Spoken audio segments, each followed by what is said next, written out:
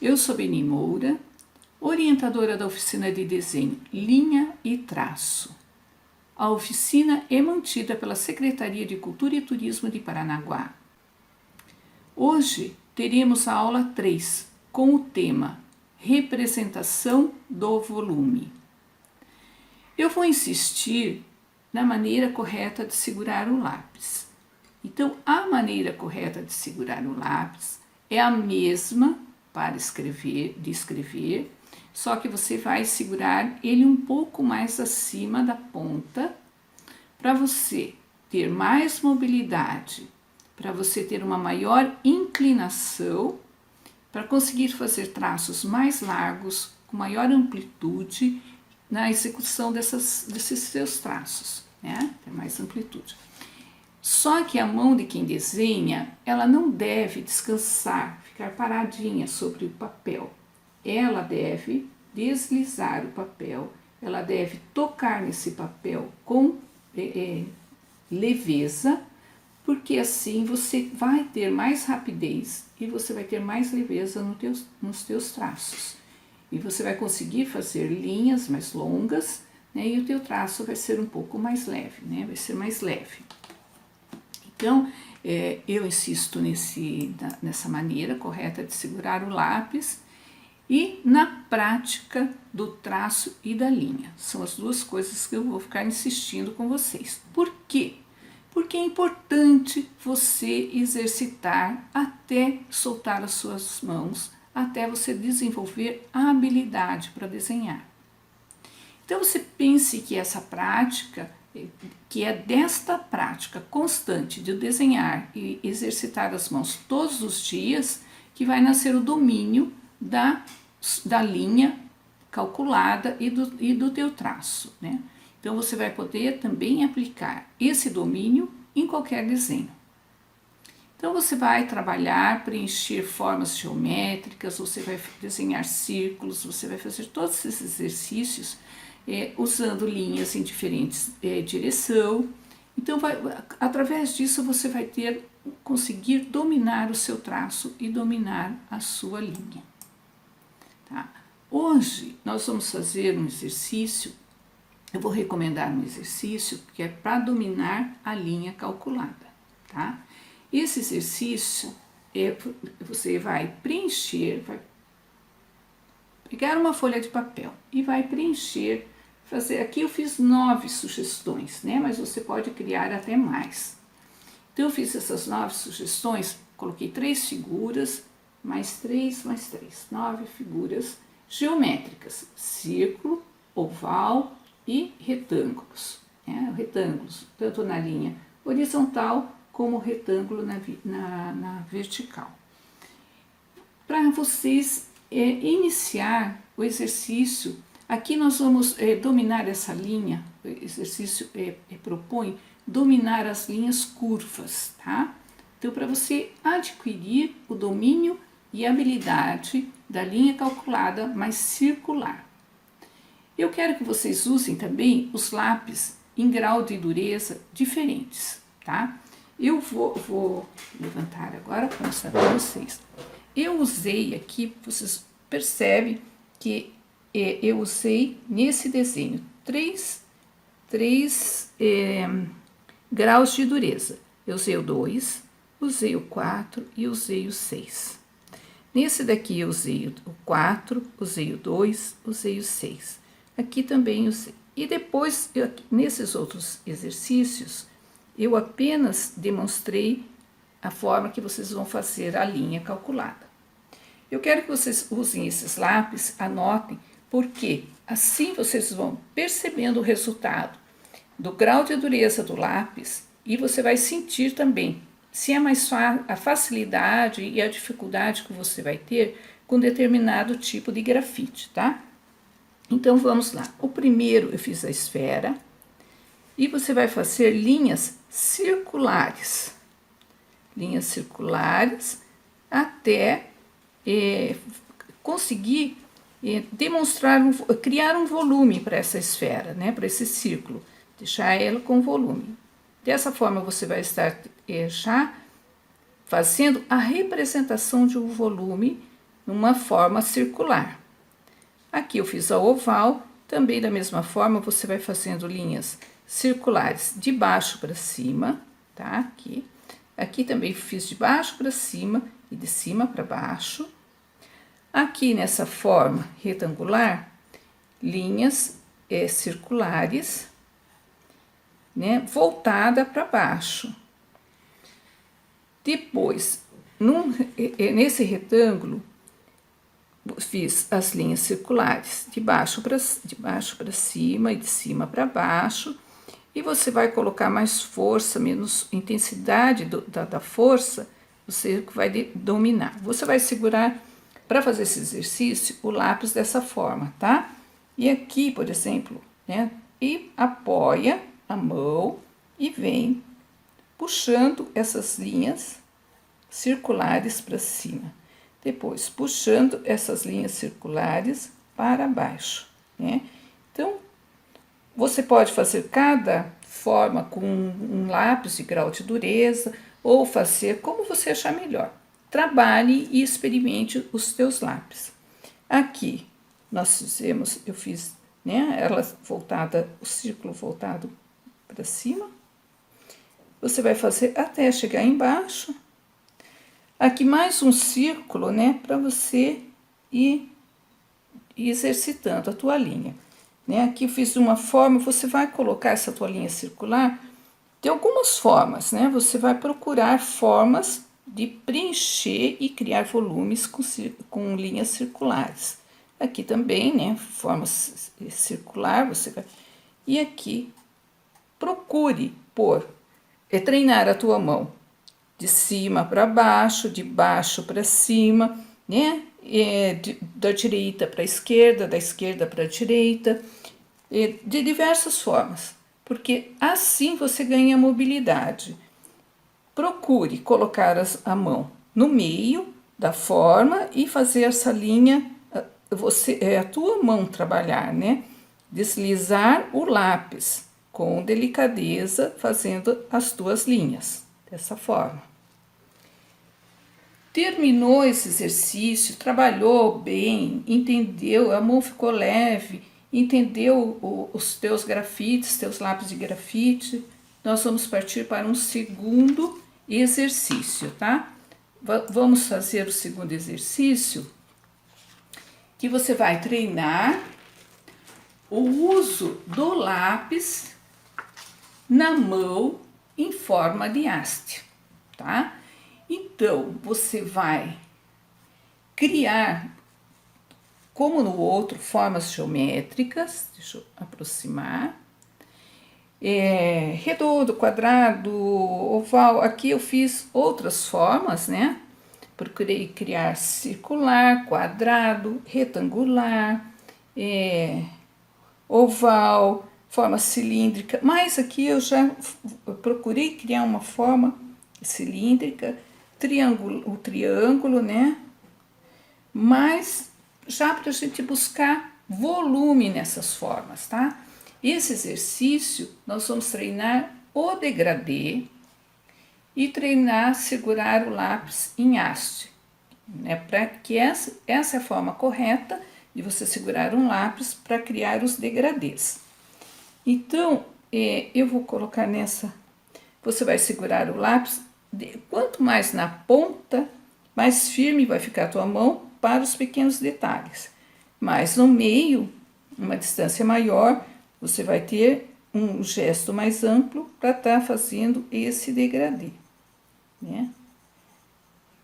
O degradê, a gente chama degradê, mas também é criar tonalidades com lápis grafite. É isso que quer dizer a palavra degradê. Você vai criar tonalidades, né?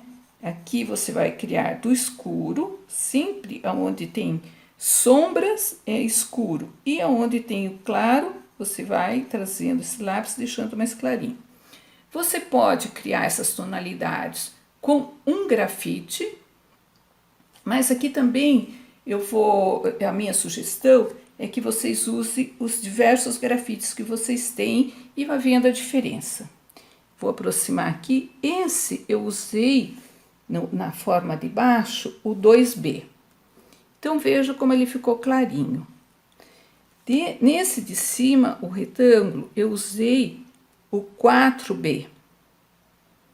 E nesse de baixo, eu usei o 6B. Tá? Aqui eu misturei vários grafites na forma retangular. E esses desenhos aqui eu criei com 6B. Tá? Todos com 6B. Para que vocês vão fazendo esses exercícios com esses diferentes grafites, né, com graus de dureza diferentes, para vocês ir entendendo e vendo, deixa eu sentar, como o sombreado, né? Se você gosta daquela cor, se você acha que quer mais escuro, quer mais claro, é dessa forma que você vai criando as tuas tonalidades, né? Vai criando as tonalidades para o teu desenho. Então você vai exercitar regularmente, fazer regularmente esse exercício para criar desenvoltura. Faça o desenho. Depois você vai refazer o desenho aonde você encontrou dificuldade. Vai refazer para tentar entender por que você está com dificuldade ali naquele ponto e qual é a dificuldade, né? Então, repetindo, você vai aprendendo a eliminar a dificuldade. Borracha. A borracha, ela deve ser evitada. Ela deve ser usada o mínimo possível para pequenas correções, tá? Copie nos seus exercícios que você vai fazer num objeto, procure copiar do natural, o máximo possível, tá? Eu vejo assim, a menina, né, os mais novos gostam do desenho do anime e ficam copiando os desenhos. Eu sempre recomendo que você procure criar o seu próprio anime, tá? Você está começando, você gosta de um determinado desenhista, de um determinado personagem, e você fica fazendo aquele, copiando. Não, se inspire, né, naquele personagem, mas procure criar o seu. No começo você vai tendo muita semelhança, mas vá melhorando e colocando os seus traços, criando o personagem segundo a sua imaginação, até você chegar num personagem teu mesmo, né? Que ele seja teu, que você possa dizer, olha, eu criei esse personagem, né? Baseado nos personagens do anime, mas esse personagem é meu. Então é dessa forma que você vai conseguir construir o seu desenho, a sua habilidade. Outra coisa, procure compreender sempre que você vai representar um objeto a questão da luz e da sombra, né? Para você poder representar também o volume de uma forma bonita, uma forma, né, coerente e proporcional ao que você está retratando, né? Então, para cada traço, é um traço para cada superfície. Para cada objeto que você está retratando, é um tipo de linha que você vai criar, né, que você vai usar. Então, você vai ter que observar o teu objeto quando você for desenhar, para você compreender o volume dele, que tipo, né, de linha que você vai usar, que tipo de traço você vai usar, a incidência de luz e sombra sobre esse objeto, né? Você vai estudar também a direção, para que lado que eu vou fazer essa linha, qual é a direção na linha que eu vou usar nesse meu desenho. Você vai procurar assim, superfícies planas, o traço deve ser reto, né? Essa linha deve ser reta. As superfícies curvas, ela vai exigir que você tenha linhas e traços curvos, tá? Então, nas zonas de vegetação, né, são pequenas linhas que você vai fazer, ou arabescos às vezes, né? Chão, parede de casa, são traços diferentes, né? Nas figuras humanas, os traços da figura humana ela tem boa parte, né, é cilíndrico, braço, perna. Então, a gente vai precisar ir observando todos esses detalhes para poder criar o nosso desenho, para poder representar bem a figura ou objeto que nós vamos estar fazendo. E agora nós vamos para o terceiro exercício. O terceiro exercício é aquele de você escolher um objeto, escolher o motivo para você desenhar. Você vai buscar esse objetivo, né? Esse motivo. Então, é um motivo simples, você vai pegar a folha de papel sulfite ou o caderno, o que você achar melhor para você desenhar, para você representar. Você vai estudar o seu objeto. Hoje eu trouxe a maçã para a gente fazer um estudo dessa forma, né? Nós vamos olhar, né?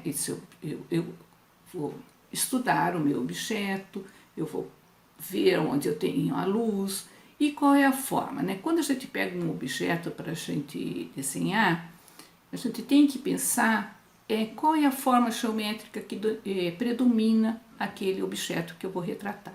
Então, eu olhei para minha maçã, eu sei que a forma é circular, né? Aí eu vou também olhar agora luz e sombra, onde tem mais luz, onde tem mais sombra. A questão de luz e sombra, nós vamos estudar detalhadamente em uma outra aula, mas por enquanto vocês vão observando e tentando retratar, né, essa luz. Aí observei meu objeto, observei agora como eu vou colocar ele no papel. Como ele é redondo, mas é circular, mas eu observo que ela é mais larga do que alta. Então, a parte vertical dela é maior do que a parte horizontal. Eu vou pegar o papel, vou olhar no papel. Eu vou representar na folha na forma vertical, porque ela é mais larga na vertical. Esse é o raciocínio, né, que a gente faz. Depois disso, eu vou centralizar. Eu recomendo que vocês não façam aquele desenho que começa aqui na beiradinha. Deixa um espaço que a gente chama para respirar, 2, 3 dedos, né? Para não encostar aqui no final da folha, deixa um espaço. Também procure deixar esse espaço na parte de cima, na lateral. Cada desenho pede uma forma de que você desenhe de uma forma, sabe? Então, nesse tipo de desenho, é melhor que tenha esse espaço para ela respirar. Vou notar novamente. Aqui no meio da folha, você vai fazer aquela cruz, né? Para representar. Fez a cruz, eu vou ver as proporções. Vi as proporções, marquei, né, a altura e a largura do meu objeto. E aí você vai começar a desenhar esse teu objeto nessa folha. Terminou de desenhar, você vai fazer o que a gente chama de valores tonais. Você vai procurar onde tem a luz, tem a sombra, e você já começa a demarcar, né? Tá? Eu fiz aqui o meu desenho, a minha maçã, tá? Pronta. E agora eu vou marcar que aqui é uma área que ela tem mais sombra. Então, eu já vou deixar marcado aqui no papel que tem mais sombra. Aqui também tem mais sombra. Já vou marcando. E depois eu vou usar o lápis em haste para sombrear. Vou segurar o lápis dessa forma dentro da minha mão e vou deixar ele um pouco mais livre, porque eu quero fazer traços mais longos aqui para sombrear. Então, eu vou fazer isso daqui. Certo? Fiz isso daqui. Vou dar todo o acabamento. Depois eu quero reforçar o traço. Seguro aqui, reforço aqui um pouquinho na beiradinha, tá? Então, tudo isso eu tô fazendo com esse lápis, vou fazer com um grafite mais escuro, mais mole, que esse aqui é o número 6. Então, vou fazer aqui, que eu quero reforçar, quero que aqui fique bem escuro. Então, é dessa forma que vocês vão trabalhar com o lápis grafite de vocês, tá? Então, eu vou fazendo essa sombra, puxando,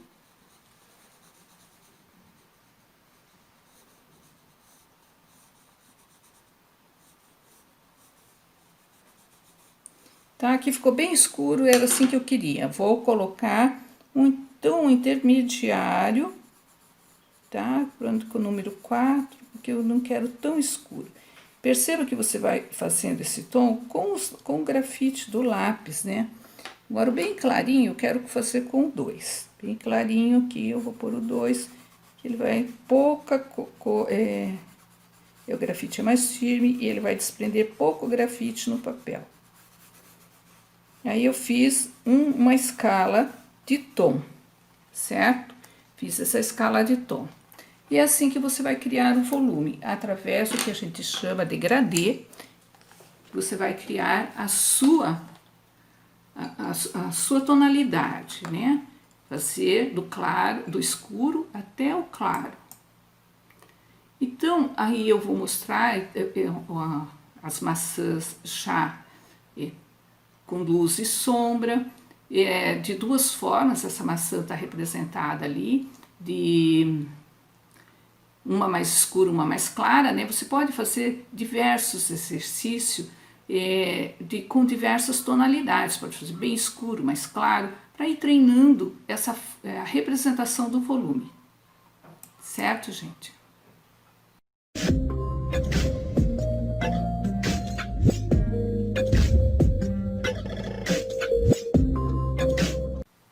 Agora nós vamos falar de um artista muito importante, né, na história da arte, que é o Vincent van Gogh.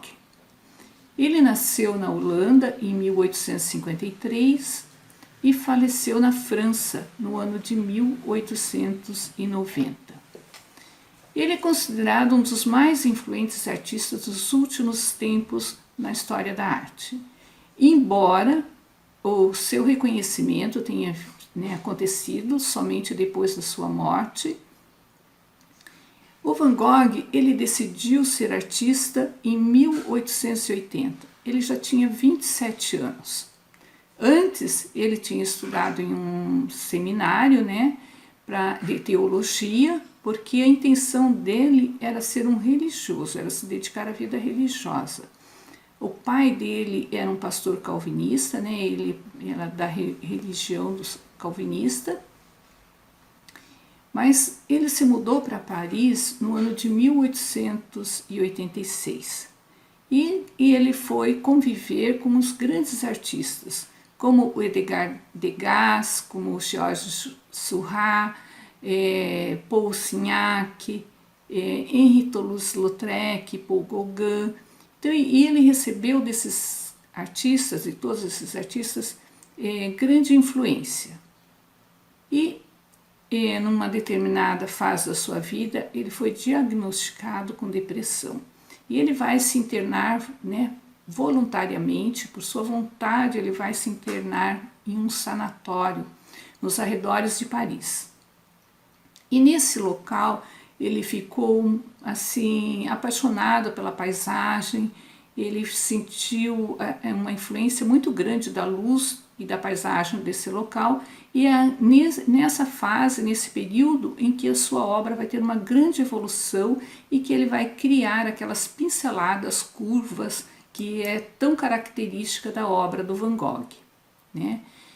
E por que nós estamos falando de Van Gogh se ele é conhecido mais como pintor, né? Muito pouco se fala do desenho do Van Gogh, né? Nós estamos falando do Van Gogh pela importância que ele dava ao desenho na sua obra. E as suas pinturas, né? A gente conhece muito mais as pinturas do Van Gogh, mas ele vai deixar em torno de 900 obras em pintura e vai deixar em torno de 1.100 desenhos. Né? Os desenhos dele permanecem ainda desconhecidos, mas vocês vão hoje conhecer esses desenhos e vão ver a importância, da beleza, né, dos desenhos e da dedicação do Van Gogh para os desenhos. E o Van Gogh, ele acreditava que o desenho era a base de tudo. Então, desde o início da sua carreira, que ele decidiu se dedicar ao que ele chamava do domínio do branco e do preto, antes de trabalhar as cores. Então, antes dele fazer a pintura, ele tinha que dominar o que ele estava retratando em branco e preto, que era através dos seus desenhos. E ele usou o desenho para preparar as suas obras e para captar a impressão de todas as paisagens que ele retratou, né, nas suas pinturas. E como que a gente conhece tanto do Van Gogh hoje, né? Por que a gente tem até uma intimidade com a sua vida? É através das cartas. O Van Gogh, em toda a sua vida, ele escreveu cartas para o seu irmão. Tem um livro em que essas cartas estão todas reunidas, né? Que se chama Cartas para Theo. E hoje a gente vai conhecer um pouco, né, dessas cartas. Então, durante da sua vida, ele correspondia com seu irmão, com o Theo. E o Theo era o apoio irrestrito, né, ele dava para o Van Gogh. E o Theo trabalhava em um escritório de arte, de uma galeria, e a partir de 1880, ele começou a enviar para o Van Gogh tintas e uma mesada. Né? Então, o Van Gogh ele escreveu cerca de 800 cartas para o seu irmão. E a primeira carta, ele escreveu, né, 800 cartas. E a primeira carta e a última carta foi para o seu irmão, o Theo. Então, através dessa extensa correspondência, é possível a gente entender um pouco do artista, que era detalhista, minucioso, né? Então, quando ele escrevia para o Theo, ele mandava o esboço das suas obras e ele falava tudo o que ele ia fazer, ele dava todos os detalhes de como ele ia fazer a sua obra. O tema que ele ia fazer, a origem das cores, ele mandava todos esses estudos para o seu irmão, através de carta. Então, as cartas para o Theo, elas são repletas de informações íntimas do artista, né, do Van Gogh, que ele só fazia essas revelações só para o seu irmão. Ele falava dos seus medos, falava do medo que ele tinha do futuro, da sua doença, como a sua doença estava progredindo, né? E também ele falava das suas pinturas. Então, e quando o Van Gogh não estava pintando freneticamente, porque ele pintava assim dia e noite praticamente, né? E ele estava escrevendo. O conteúdo dessas cartas, elas revelam o processo criativo do Van Gogh, a sua perspectiva de vida, o que ele pensava sobre o futuro dele e das suas ideias sobre a arte. Então, essas cartas, elas nos mostram que o Van Gogh não era uma pessoa que pintava, como muitos dizem assim, ele pintava em delírio, não. A obra dele era extremamente pensada, estudada, ele pensava nos mínimos detalhes. Então, as obras dele eram muito bem elaboradas, né? Não tinha nada de delírio e de loucura. Então, nós vamos ver agora, o primeiro desenho que nós vamos ver é o autorretrato do Van Gogh. É um desenho feito com lápis e caneta sobre papel. Todos esses desenhos são pequenos porque são do tamanho de uma folha de papel de carta, que a maioria desses desenhos ele fez nas correspondências que ele enviava para o irmão. Então, esse autorretrato é de 1886, né? Ele faz diversos autorretratos. Aqui é também uma carta. Ele coloca, esses desenhos deveriam ser pequenos, porque já ele dividiu o papel com a carta e o desenho. Mas a gente pode observar a forma como que ele construía esse seu sombreado, né? Dos pequenos traços que ele vai usar sempre ali para dividir o chão da parede. Ele vai fazer os traços, né, na vertical e vai fazer depois eles oblíquos. São pequenos traços, um do ladinho do outro, precisos, e assim, o distanciamento entre uma linha e outra é bem regular, né? E ele vai colocando a sombra também, ele vai fazendo com mais traços, com mais linhas, para preencher e deixar, separar, né, o claro e o escuro, criando áreas claras e áreas escuras, e dando todo o trabalhado do desenho através dessas pequenas linhas, uma junto da outra. Esse é uma carta onde o Van Gogh vai descrever o quarto dele. É a primeira descrição que ele faz do seu quarto, mas sem muito detalhe. Ele apenas desenhou, através de linhas ali, um traço mais forte, o seu quarto, para contar como era o seu quarto para o irmão. Essa é a casa, é um desenho que depois ele vai transformar numa pintura. A pintura vai se chamar Casa Amarela, e ele vai fazer essa pintura em 1888. Esse desenho é bem pequeno, ele tem 13 centímetros por 20. Então, eu quero que vocês observem o desenho no sentido como ele vai preencher com os pequenos traços, as pequenas linhas, o céu, né? Ele vai fazer todo o céu na horizontal. Ele vai fazer os traços mais fortes, separando o céu dos telhados. Mesmo a casa que está na frente e a do fundo, e toda a perspectiva que ele dá. E como ele vai fazer a rua, todo de pontinho, todo trabalhando todos os traços e linhas, né, necessários para fazer esse desenho ter toda essa harmonia. Depois aqui nós vamos ter dois desenhos, um bem rápido ali, que também é um estudo, que depois ele vai fazer uma obra chamada Semeador, que tem aquele sol grande, com traços rápidos, né? A gente vê que é um esboço bem rápido. E do lado ali uma paisagem com uma rua, as pessoas. Então, são esboços rápidos nessas duas cartas, né, nessas duas folhas de cartas que ele enviou para o seu irmão. Esse já é um desenho, ali está a assinatura dele, né, na folha ele risca algumas palavras, né, quando ele escreve para o irmão, e tem o desenho de lado que é com uma... Provavelmente esse desenho é feito com caneta. Ele usava uma caneta de bambu para fazer esses desenhos. Como ele vai preencher esse desenho com as suas linhas, né, retas, linhas pontilhadas, linhas cruzadas, traços rápidos.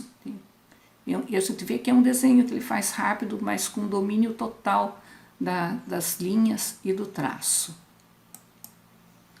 E aqui a gente já vai começar a ver os desenhos sem as cartas, tá? Esse ele vai fazer um estudo, que é do carteiro, né? Ele vai fazer isso em 1888, caneta sobre papel pequeno também, 31 por 24. Também ele vai fazer um fundo, uma construção no fundo de achuras, que a gente chama de linhas cruzadas, né? Ele faz as linhas retas cruzadas no fundo, mas ele não faz ela nem em formas geométricas de quadrado, elas são irregulares as formas, e ele vai agrupando aquilo, construindo um fundo que tem uma harmonia, todo numa tonalidade, né? E vai dar destaque para a figura do carteiro. A maioria dessas linhas são retas, poucas, né? Ele está fazendo curva. Aí vocês observem como ele tem uma direção para a linha. Então, quando a gente está desenhando, tem que pensar nessa direção da linha, né? Que ela vai... Ele cria essa harmonia porque as linhas do fundo, elas são todas na horizontal e vertical, cruzada, e também na roupa do carteiro ele faz dessa forma, elas mais cruzadas, mas o chapéu, né, no boné ali do carteiro, ele cria um ritmo com essas linhas todas na vertical, na horizontal. Esse é o desenho do Dr.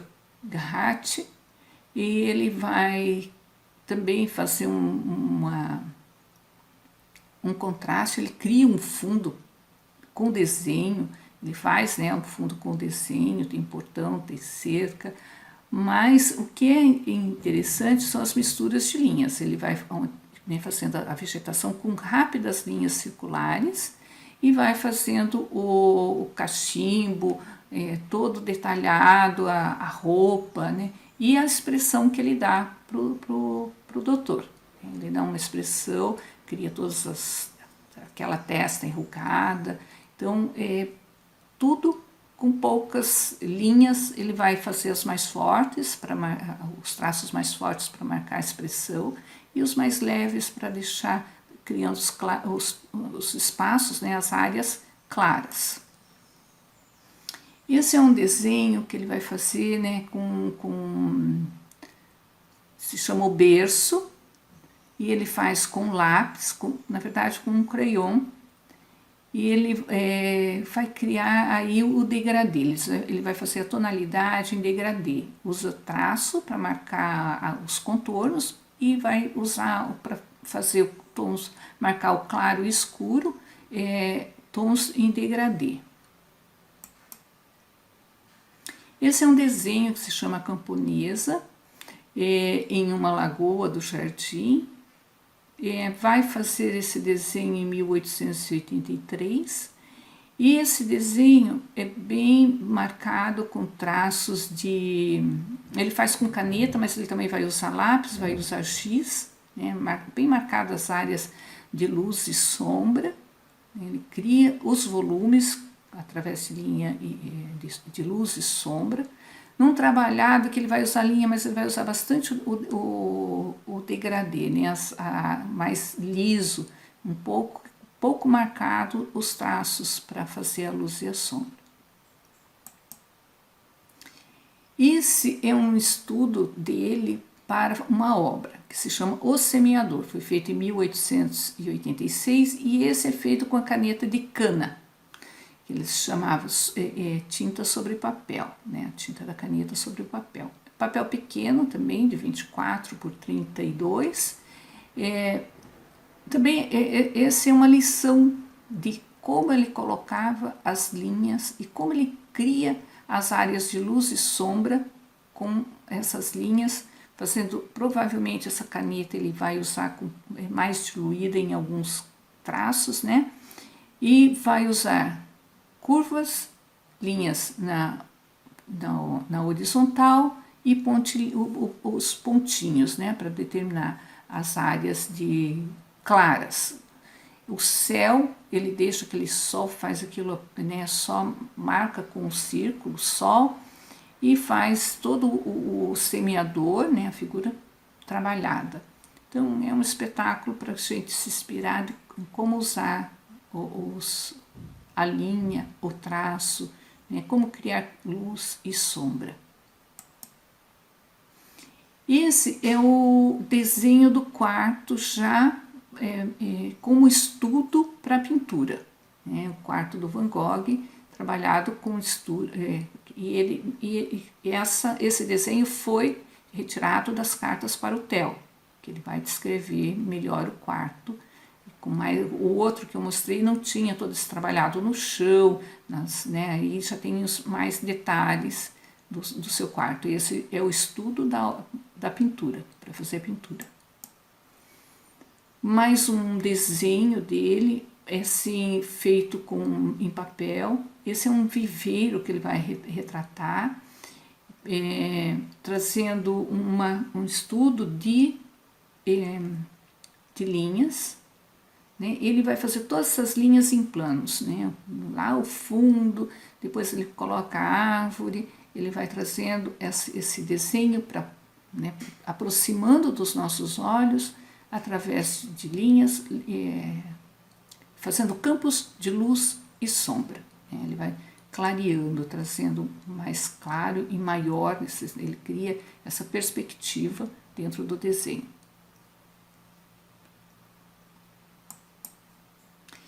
Esse é mais um desenho, também estudo para pintura que ele fez, que se chama Ruas de St. Mary's, de 1888, também é caneta, né? Só que essa ele vai usar um pouco de giz e papel também nas dimensões pequenas, né? De 20 por 31, na verdade 24 por 31, também com as características do estudo dele, de volume, de luz, né? E de sombra. Ele faz o trabalhado dos telhados e das plantas e da rua, né? Ele faz assim com a precisão de traço esses desenhos, os contornos do desenho, né? Uns traços bem marcados, mais grosso um pouquinho, e depois ele vai criar a rua com esses pontilhados, com uma beleza incrível, né? Que ele vai fazendo tonalidades, e as plantas que ele vai fazendo também, todo o movimento das plantas, esse desenho com perspectiva e tudo mais. E esse desenho ele é tão maravilhoso quanto a pintura, né? Essa é a Noite Estrelada, que depois ele vai transformar na pintura, na tão festejada pintura Noite Estrelada de 1889. O céu, né? Como ele cria o céu com essas pequenas linhas, né? Ele cria as formas circulares com as pequenas linhas praticamente retas, elas não são muito circulares. Se você observar bem as linhas que estão fazendo as estrelas, os contornos em torno da estrela, elas são quase que retas, elas são muito poucas curvas, né? Levemente curva. E elas são mais, em alguns outros locais ele faz elas mais curvas, mas ali no céu a gente observa isso. E ele dá todo esse movimento no céu, nas estrelas, né, que ele vai retratar as estrelas, e as plantas, as casas, né, toda a paisagem trabalhado com essas linhas, esses movimentos de linha, né? Ele cria um movimento que a gente olha e percebe todo o movimento através de pequenas linhas. Essa também é mais um estudo para pintura, né, que é dos cipestres. Aqui ele já usa as linhas bem curvas, né? Praticamente todo o desenho é feito com linhas curvas. Em vários tons, ele vai criando luz e sombra, com tons, né, com tonalidades. É feito com caneta também, né? A caneta de cana. Esse é um outro desenho que ele transforma em pintura, que se chama Café, Terraça à Noite, de 1888. Ele faz também, né, com caneta sobre papel. E ele deixa áreas. Esse desenho, na pintura ele é bem luminoso, o que predomina na pintura desse desenho é o amarelo e azul, como na Noite Estrelada também, né? Mas aqui ele é mais amarelo, tem o céu, né? Quando você olhar em cima assim, e esse céu ele é um azul bem escuro, todo também trabalhado com as linhas, né? E os traços do Van Gogh nessa obra, a gente percebe, consegue ver bem os traços deles, a precisão que ele faz com esse traço, né? São traços bem precisos. Mais um desenho dele, esse é um barco, né? Um céu e nuvens, também todo nos traços e linhas, curvas. Ele usa bastante, né, as linhas curvas para representar esse movimento, tanto da água quanto das nuvens. Esse é um outro belíssimo desenho dele, né? Pena eu não tive tempo de ver o título, porque isso provavelmente é uma pintura e eu não pude, não tive tempo de pesquisar. Só que feito todos os planos esse plano da frente feito em linhas na horizontal, na vertical, e essas linhas circulares fazendo as plantas.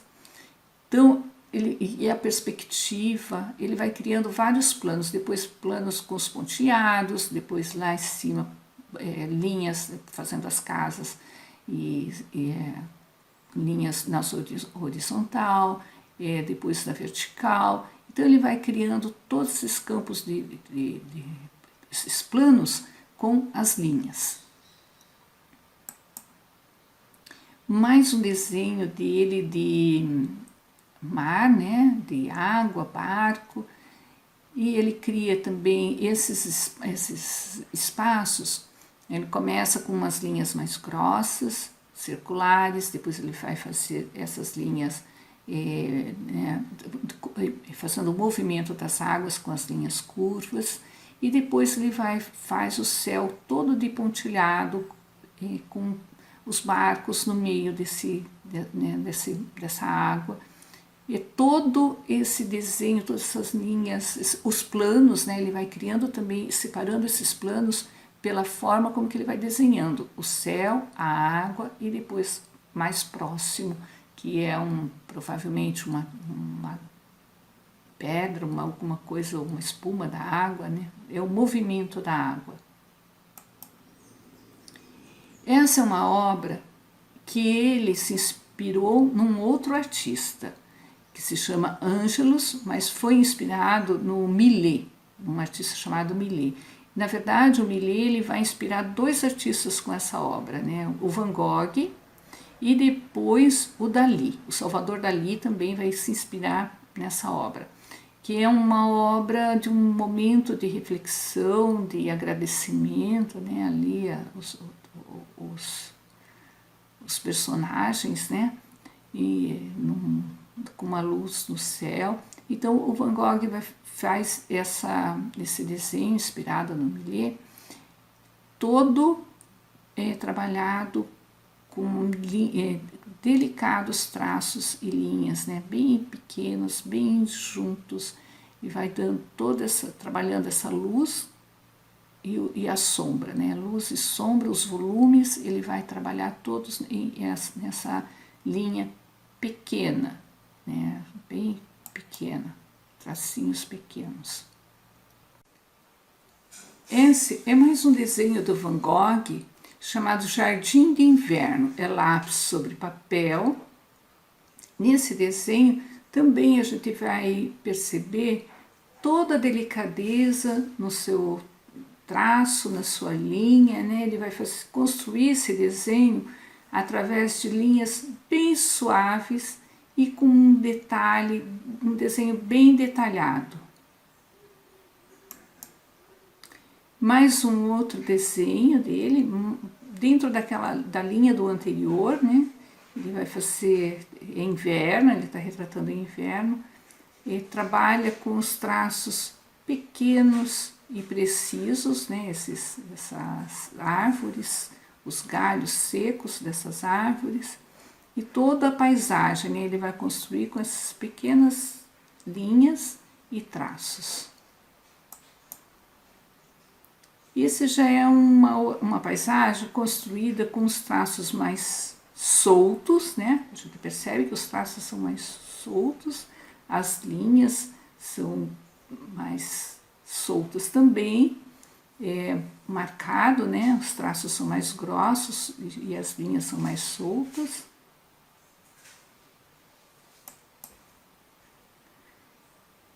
E o Van Gogh, ele, nas suas cartas para o seu irmão, para o Theo, ele vai escrever que uma frase que eu trouxe para vocês, que através do trabalho duro, meu velho, espero fazer algo bom um dia.